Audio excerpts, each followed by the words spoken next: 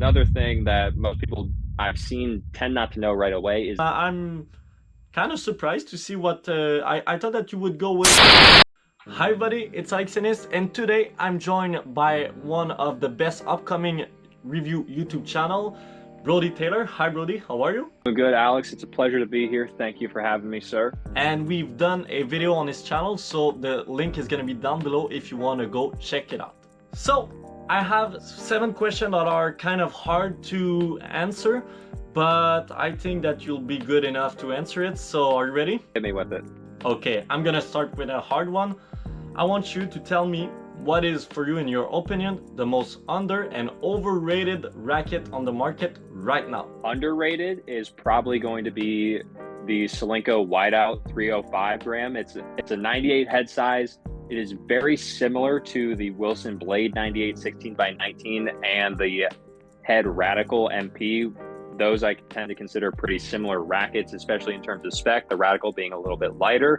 But the Whiteout, especially since it was kind of designed after the Blade, it is going to be a little bit more just control oriented, but it has a little bit more power to it, almost like a Babolat Pure Strike.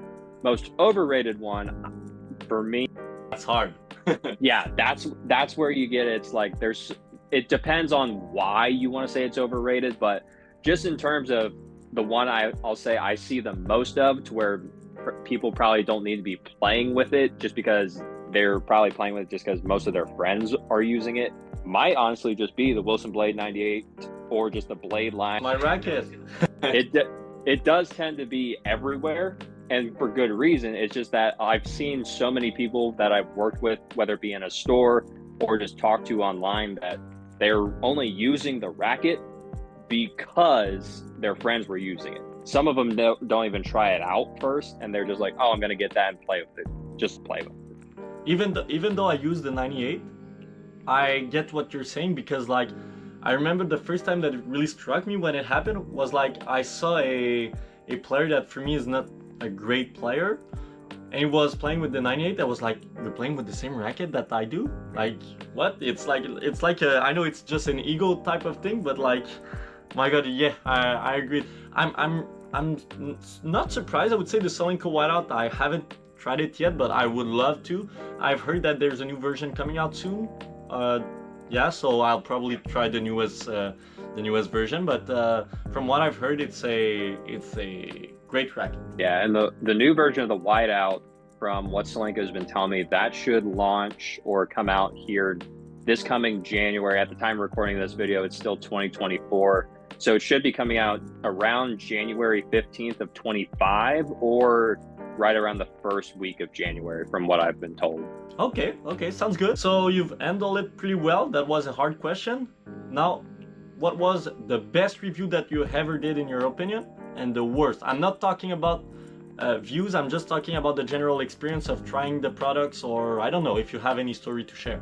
I would probably say that best review, weirdly enough, is going to be the Yonex Percept 100D. I had played with the VCore Pro line before, which is what evolved into the Percept line from Yonex. I'd never really played with the 100D, and then now that they moved to the Percept, because it's a little bit of a thicker beam, it's a little bit easier to use, as well as I had never played with an 18x19 string pattern before with the 100D, so I thought that was probably one of the most interesting play tests. And I gotta say, I was very happily surprised with how it played. And it's not just because I'm watching Carew Cell HQ and I'm a big Percept 100D guy. I just thought it actually played pretty well, because I did not use his Tourline setup. If I did, then I would have been like, okay, there's some bias here. Yeah, and I agree with you. I've reviewed it not long ago, and it's insane. Really recommend to try this racket if you're able to. And then the worst. The worst, I would probably have to say, now, I won't necessarily say it's a racket, but on the channel there is a review of the Nike Vapor. It's the new Nike Vapor Pros. I believe they're the Vapor Pro 11s. Now, the reason I say that was probably the one that I didn't like the most is just because that shoe changed so much from the previous Vapors, to where Vapor line from Nike was always a lightweight shoe. It wasn't supposed to be very cushioned, just because you were supposed to be able to move around very fast on the court and just be light on your feet. That shoe kind of went the exact opposite direction. It's a lot clunkier. It's a lot heavier. It's a lot more expensive too.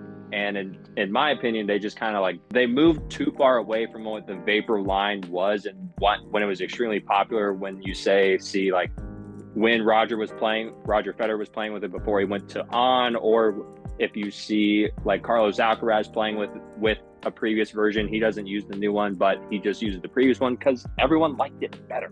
And hopefully Nike listens to the people and they're like, go back to the Vapor 9.5 or the 10, or even the 11, or even the one right after the Vapor X or the Vapor 10, not this one. But for me, that's the biggest signs. Like when you have the pros, not especially in shoes, like I'm not talking about Racket because Racket is different, but like when you have pros that are not using the newest edition, the newest model, that's a big sign where it's like, I don't think it's an upgrade. I haven't tried any Vapor in my life. I'm a big ASIC guy, but yeah, I trust you about that. And okay, I'm kind of surprised to see what I thought that you would go with a Racket, but it's okay to go with shoes too. So okay, so next question, another hard question I have to say.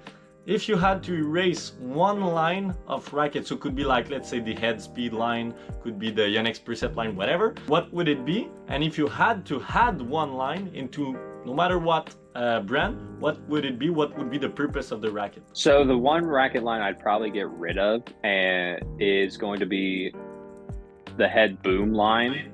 I agree. Now, the reason I say the head boom is because I think that they had a much better thing going with the Instinct personally. Now, the Instinct line is still around, but it's not nearly as popular as what it was. And the Instinct eventually evolved into the boom.